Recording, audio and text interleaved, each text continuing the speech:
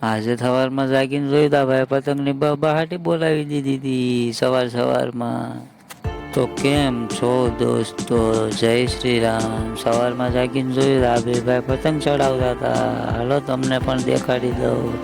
આ જુઓ આપણી પતંગ છે, આ ભાઈ ચડાવે છે. હાલો તમને દેખાણી કે નહીં? પછી તો આ ભાઈ જો આ ભાઈના હાથમાંથી પતંગ લઈ લે છે. પછી તો અમારે આ ભાઈ તો આપણે કામે જવાનું હતું એટલે આપણે કામે જવા માટે નીકળી ગયા. આપણે ગાડી ચડી ગઈ છે રોડે. ત્યાં તો થોડીક જ ગાડી આગળ હાલીને ત્યાં ડોગેશભાઈ નડી ગયા આપણને. જો ડોગેશભાઈ.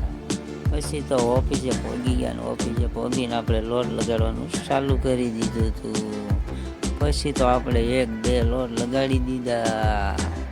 પછી તો આ ભાઈ એનું કામકાજ ચાલુ કરી દીધું. જો સેટઅપ કરવાનું, અમે કાંક આવું કામ કરવી છે.